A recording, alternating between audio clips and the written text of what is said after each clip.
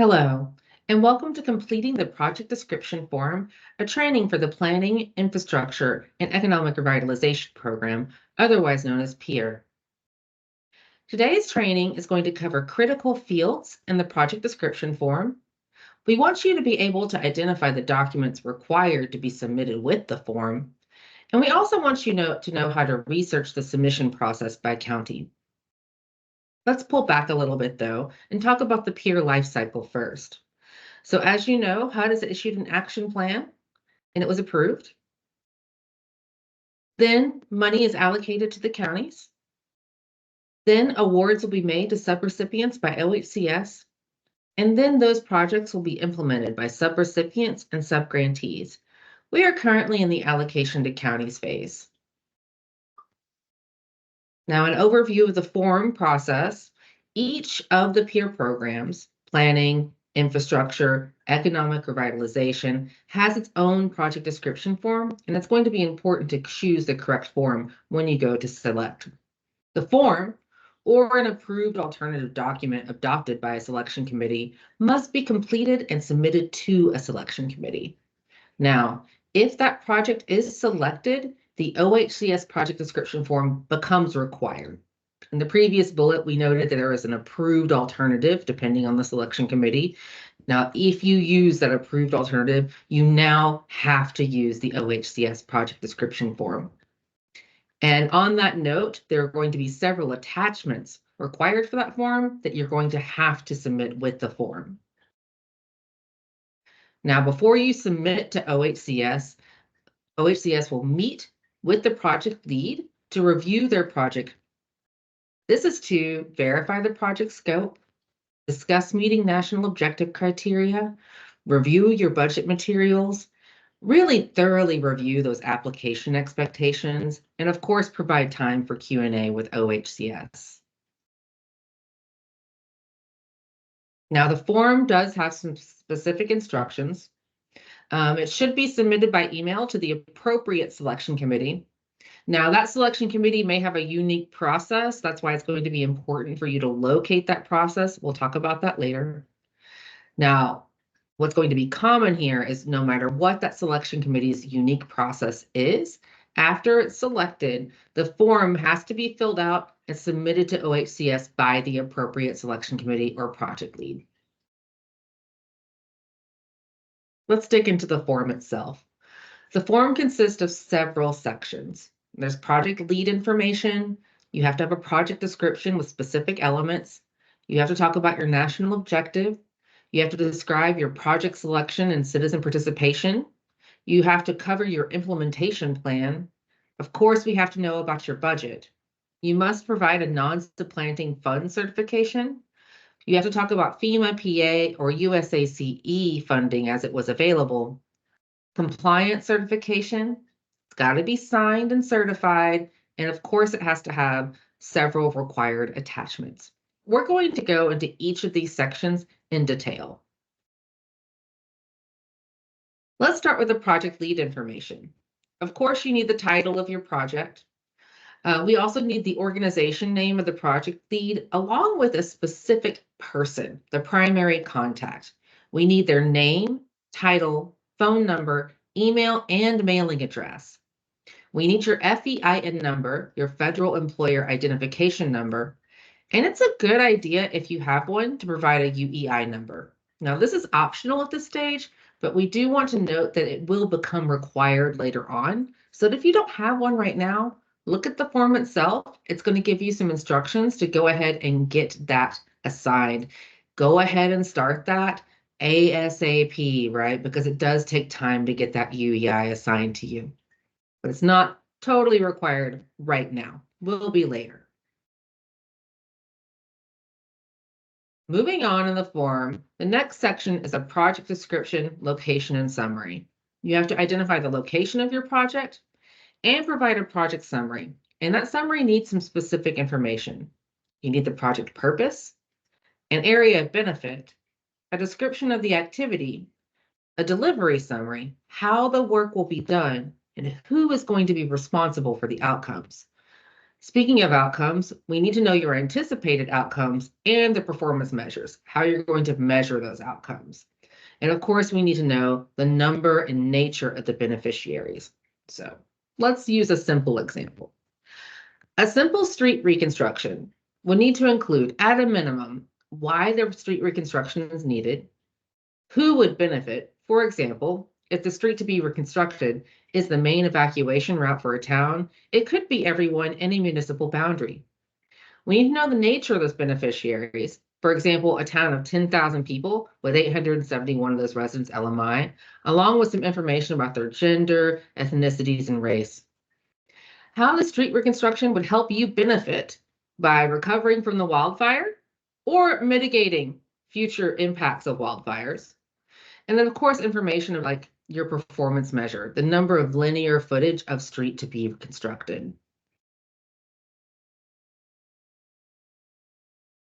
The project description then moves on to unmet needs, state and local priorities, and protected classes.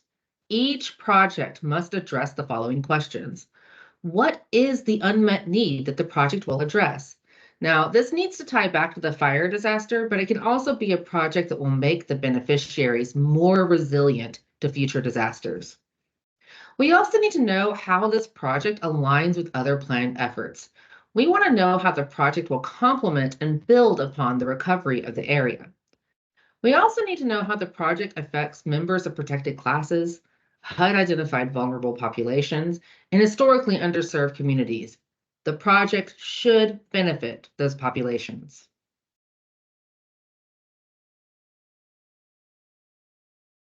Within the project description, we are going to start to talk about cost, specifically reasonableness and justification. We need you to describe the cost evaluation process. How was the cost determined to be reasonable and justified? The first place that you need to start with this, and it's linked on the slide, is 2 CFR Part 200, Subpart E, cost principles. Now, this is going to list the standards for determining whether your project costs are reasonable, allowable, and allocable. Depending on the type of project, you may need to include other evaluations as appropriate. This could be something like a cost-benefit analysis or a cost per beneficiary analysis. You also need to determine the method used to determine funding requirements and the qualifications of who created that. So you have a budget, right? How did you come up with that amount? For example, an infrastructure project should refer to an independent cost estimate created by a properly procured licensed engineer. Each project within the project description is going to have to talk about resilience and long-term recovery. You either need tie back to the disaster itself or how your project is going to mitigate the impact of future disasters. Let's talk about tie back first. Any recovery activity must clearly relate to the recovery needs resulting from the 2020 Labor Day fires and directly or indirectly support new housing or replacement of damaged housing. We're reading this language very broadly, right? So this could include economic revitalization, the creation of public facilities such as parks or streets, to the extent that the local partners determine that these actions are important to support demand for housing in the impacted area. Or we need to mitigate future disasters. So any mitigation activity has to reduce the expected loss of life or property in the face of identified natural hazards. So thinking back to that project description, we talked about work along an evacuation route. That's a really good example of mitigating future impacts. Sample mitigation activities could also include things like community resilience plans, applying ignition-resistant materials to public facilities, or other infrastructure projects that clearly result and increased resilience to future disasters.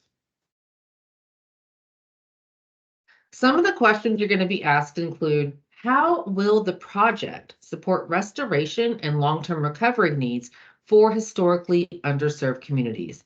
So again, here we need to demonstrate that the project is an underserved minority or low-income community, or how the project will increase opportunities for those communities, or both. We also need to talk about how the project will be designed and constructed to withstand chronic stresses and extreme disruptive events. So especially if the project will mitigate future loss, please describe how, right? In the description, please include any risk assessments. How do you know this information? Used to determine the hazard as well as how the hazard will be mitigated. There are a lot of examples out there about this kind of analysis. You can see a good example in the OHCS action plan linked here in the slide.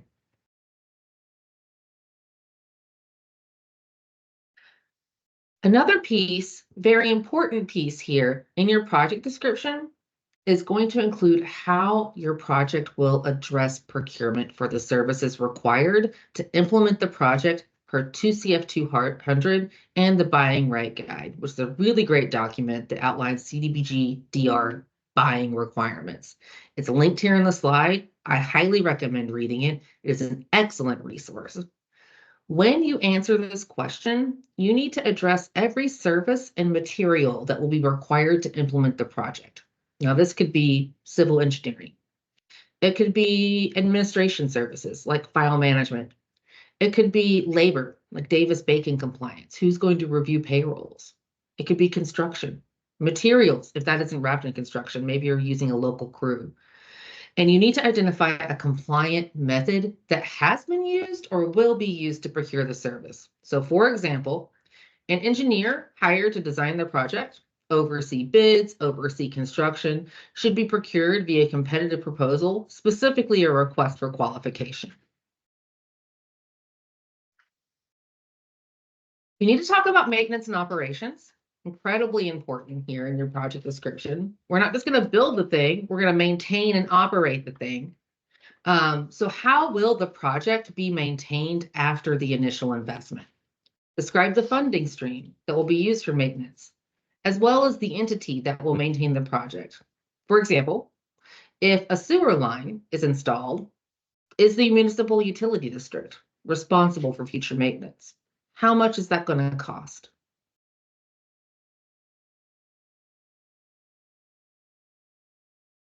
In infrastructure and economic revitalization, we're going to have to meet a national objective. Planning, this requirement is waived, but we're still going to need some information. So for infrastructure and economic revitalization, you have two choices. You can benefit low to moderate income beneficiaries, or you can respond to an urgent need. What do I mean by low to moderate income? If you are using this national objective, at least 51% of the people served by your project or the jobs created by your project have to be low to moderate income. You are going to need to describe the population that will benefit from the project and how you determine their LMI. The policy has a full description of LMI and how it can be determined. For urgent need, now if you're not going to meet the LMI objective, you only have one other option, and that's urgent need.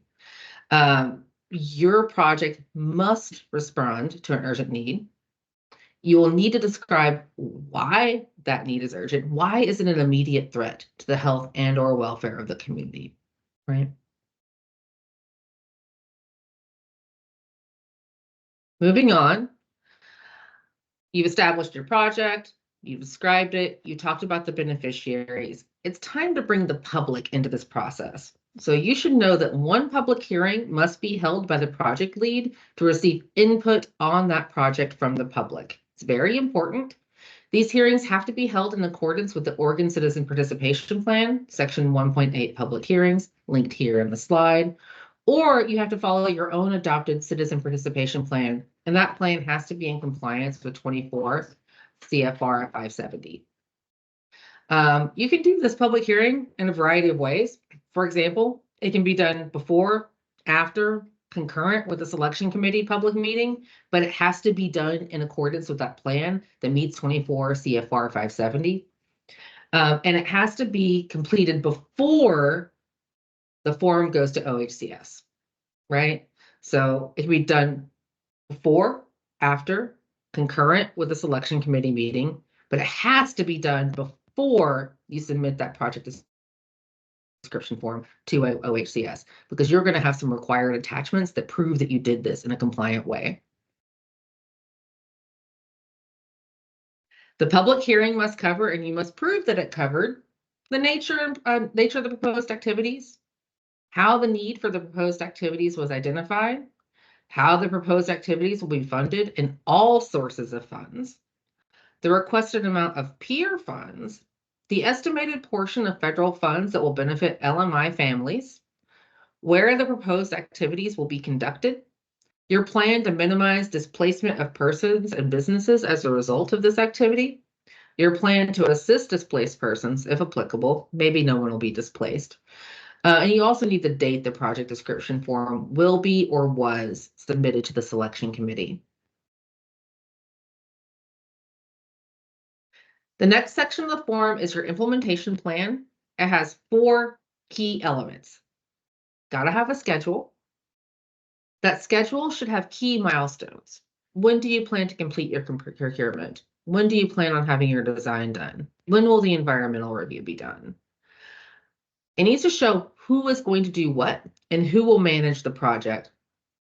And we need a description of who will provide ongoing operation of the project. So 4 key elements here in this implementation plan. A very big portion of this form is an accurate budget, right? So the first section is just the project budget. We need all available funding and the source of that funding. So maybe you are pulling American Rescue Plan money in. Maybe there's insurance proceeds, right? We need all of that money. You need to have it assigned to the major project activities associated with the project. And just a note, this is the beginning. We are going to need a more detailed budget prior to funding the budget. Now, we also need to know about all the money you've received so far. So we need to know all federal, state, and private funds to date for the project in response to the 2020 Labor Day fires. We need this because we can't pay for something twice. We cannot have duplication of benefits, right? Federal requirements will not allow OHCS to use CDBG-DR funds that are duplicative to other assistance sources, right? So fill in the source of funding, the amount of assistance, and the purpose of that assistance. The next section is a non-supplanting of funds certification. Now, this again is only for infrastructure and economic revitalization projects. You do not need this for planning. Project leads have to certify that any CDBG-DR funds will be used to supplement existing funds for program activities, and that those funds will not replace non-federal funds that have been appropriated for the purposes and goals of the project. Now, let's use a simple example here to illustrate what we mean by supplanting of funds. Let's say you have a radio tower project, and the budget was developed with $10,000, a local contribution, right? And this is from the insurance funds from the destruction of the original radio tower, which was destroyed in the 2020 fires. Now, later, maybe a year from now, when the project goes out for bid, the bids come in surprisingly low. It's a good thing, right? The project lead now wants to know if their local contribution can be reduced or completely removed, as the approved PIER CDBG-DR funds will completely cover the cost of the tower. However, because those CDBG-DR funds cannot supplant the non-federal funds that have already been appropriated for this project, the reduction would actually come from the CDBG-DR side of the budget. Now, CDBG-DR funds, they're funding of last resort. That's why DOB is important. That's why the supplanting of funds is important. Let's talk a little bit about FEMA and U.S. Army Corps of Engineers. So you cannot use these CDBG-DR funds for activities that would have been reimbursable, or there were funds made available by the Federal Emergency Management Agency, FEMA, or the U.S. Army Corps of Engineers, right? So if you have a project to which FEMA or USACE seemed like a natural fit, we need to know why your project wasn't eligible, or if it was eligible, why you didn't apply.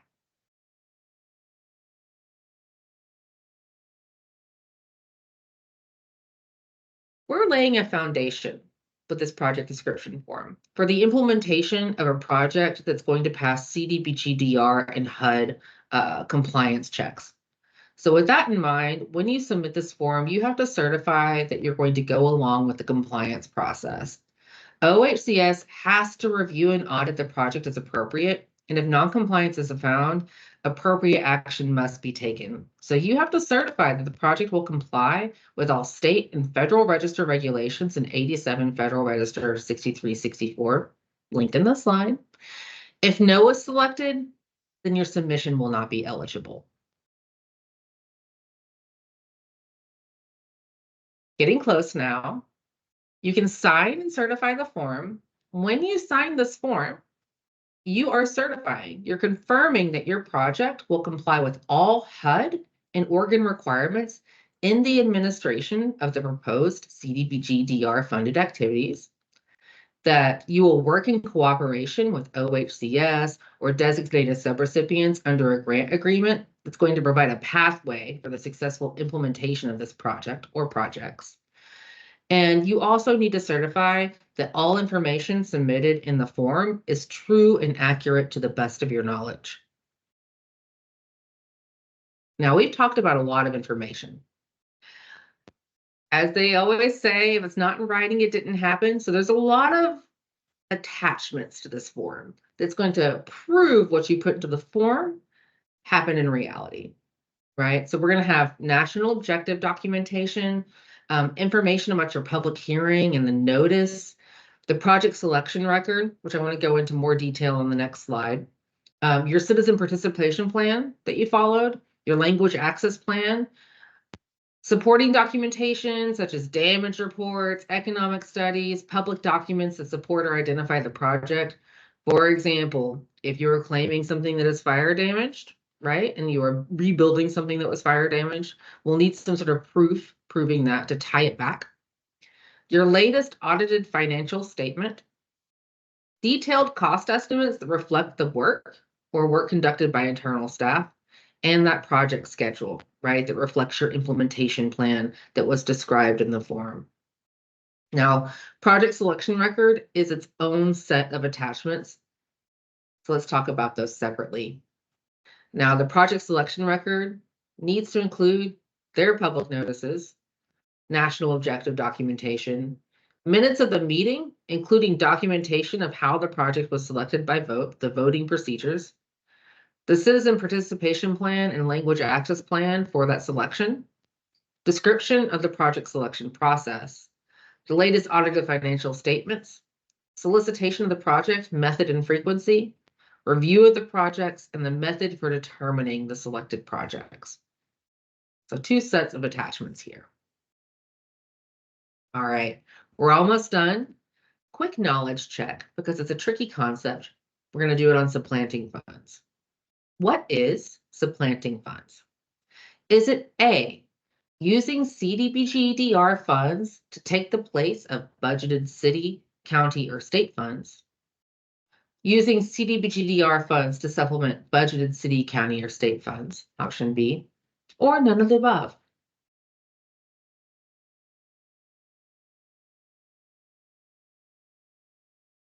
Yes, it's A, right?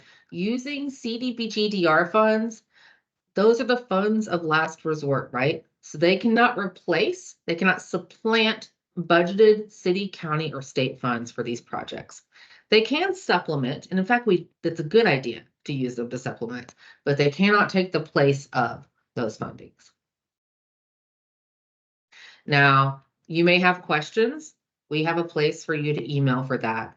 You can reach out to PIER@hcs.oregon.gov or directly to Julie Lovren at hcs.oregon.gov. There are additional resources here, both on the website, linked right here, right? So we have some information about the general programs and then some really good stuff. The PIER policy and the specific forms that you need are also linked here in this slide deck. Thank you all so much. I hope you have a lovely day, and thank you for joining us for this training on PIER.